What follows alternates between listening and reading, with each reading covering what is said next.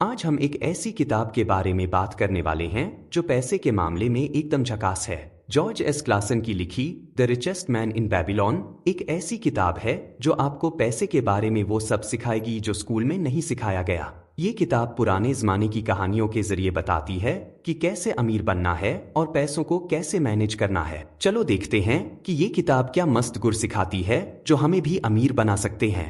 तो बिना time waste किए शुरू करते हैं इस किताब का रिव्यू जो आपकी जेब को भरने में मदद कर सकती है।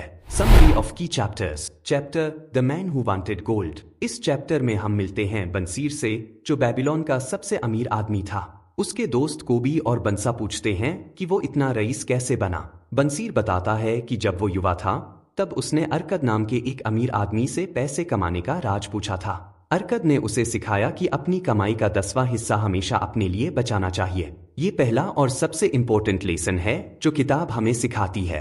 बंसीर कहता है, भाई लोग, पैसा कमाना तो सबको आता है पर उसे अपने पास रखना बहुत कम लोग जानते हैं। अगर तुम भी अमीर बनना चाहते हो तो अपनी हर कमाई का कम से कम 10% अपने पास रखो, बाकी 90% से अपना खर्चा चलाओ।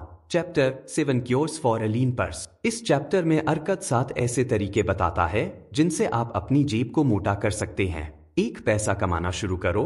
अरकद कहता है, भाई, पैसा खुद नहीं आएगा, उसे कमाना पड़ेगा। जितना ज्यादा मेहनत करोगे उतना ज्यादा पैसा कमाओगे। 2, अपनी कमाई का कंट्रोल रखो। अपनी कमाई पर कंट्रोल रखो वरना दूसरे लोग उस पर कंट्रोल कर लेंगे, अरकद की सलाह है। 3, अपने पैसे को मल्टीप्लाई करो। तुम्हारा पैसा तुम्हारे लिए काम करे, ऐसा करो। इन्वेस्टमेंट करो ताकि तुम्हारा पैसा और पैसा कमाए। 4, अपने पैसे को सेफ रखो। एक्सपर्ट्स की सलाह लो। अपना पैसा ऐसी जगह लगाओ जहां वो सेफ रहे और बढ़े भी। 5, अपने घर को प्रॉफिटेबल इन्वेस्टमेंट बनाओ। अपना घर खरीदो, किराए पर मत रहो, ये लंबे समय में फायदेमंद होगा। 6, अपने फ्यूचर की प्लानिंग करो। रिटायरमेंट के लिए बचत करो, बुढ़ापे में पैसों की टेंशन नहीं होनी चाहिए। 7, अपनी अर्निंग कैपेसिटी बढ़ाओ। अपने स्किल्स को इम्प्रूव करो, ज्यादा सीखो, ज्यादा कमाओ। Chapter meet the goddess of good luck. इस चैप्टर में एक कहानी है जिसमें एक आदमी अपनी किस्मत से शिकायत करता है। वो लक की देवी से मिलता है जो उसे बताती है कि गुड लक कैसे पाई जाती है। देवी कहती है, भाई, लक उन लोगों के पास आती है जो मौके के लिए तैयार रहते हैं। तुम अपने काम में एक्सपर्ट बनो, मौके की तलाश करो और जब मौका मिले तो उसे दोनों हाथों से पकड़ लो। Chapter the 5 laws of gold. इस चैप्टर में पैसे के 5 नियम बताए गए हैं। 1, गोल्ड खुशी से आता है उस आदमी के पास जो अपनी कमाई का कम से कम 10वां हिस्सा बचाता है। 2, गोल्ड मेहनत से कमाया जाता है और ज्ञान से गुणा किया जाता है। 3, गोल्ड सुरक्षित जगह पर रखा जाना चाहिए। 4, गोल्ड उन लोगों को आकर्षित करता है जो इसे समझदारी से इन्वेस्ट करते हैं। 5, गोल्ड उन लोगों से दूर भागता है जो इसे अनजाने में या बिना सोचे समझे खर्च करते हैं। Chapter the gold lender of Babylon. इस चैप्टर में मथोन नाम का एक मनी लेंडर है जो लोगों को पैसे उधार देता है। वो बताता है कि पैसे उधार देते वक्त क्या सावधानियां बरतनी चाहिए। मथोन कहता है, भाई, किसी को पैसे उधार देने से पहले सोच समझ लो। देखो कि वो शख्स पैसे वापस कर पाएगा या नहीं। उसकी इनकम, खर्च और कैरेक्टर चेक करो। और हाँ, कभी भी ऐसे लोगों को उधार मत दो जो गैम्बलिंग या ऐशो आराम पर पैसे उड़ाते हैं। Chapter the walls of Babylon. ये चैप्टर बताता है कि कैसे बेबीलोन के लोगों ने मिलकर अपने शहर की सुरक्षा के लिए दीवार बनाई।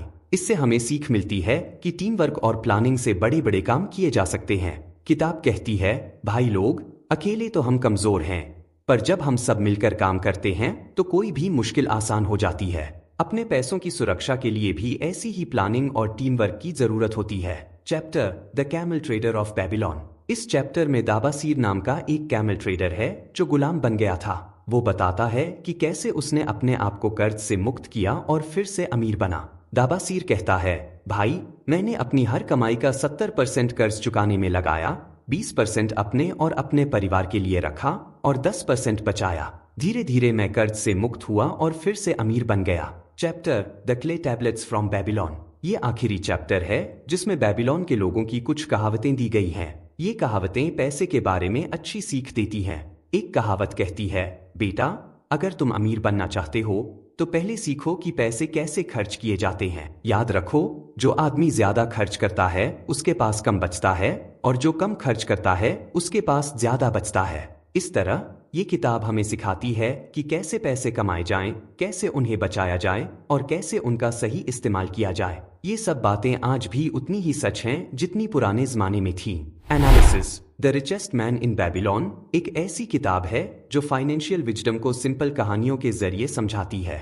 इसकी सबसे बड़ी खूबी ये है कि ये कॉम्प्लेक्स फाइनेंशियल कॉन्सेप्ट्स को आम आदमी की भाषा में बताती है। किताब के मुख्य मैसेज अपनी कमाई का 10% बचाना, अपने खर्चों पर कंट्रोल रखना और स्मार्ट इन्वेस्टमेंट करना आज भी उतने ही रेलेवेंट हैं जितने पुराने जमाने में थे।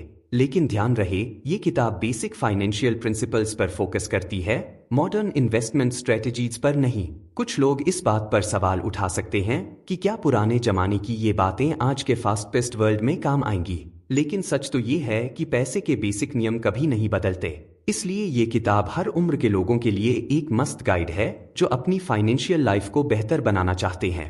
कंक्लूजन तो दोस्तों, अंत में यही कहूंगा कि the richest man in Babylon एक ऐसी किताब है जो आपकी जेब को मोटा करने में मदद कर सकती है। इसमें बताए गए टिप्स को अपनी लाइफ में अप्लाई करके आप भी अपनी फाइनेंशियल सिचुएशन को बेहतर बना सकते हैं। याद रखिए, अमीर बनने का कोई शॉर्टकट नहीं होता। धैर्य रखिए, स्मार्ट तरीके से पैसों को मैनेज कीजिए और देखिए कैसे आपकी फाइनेंशियल लाइफ बदल जाती है।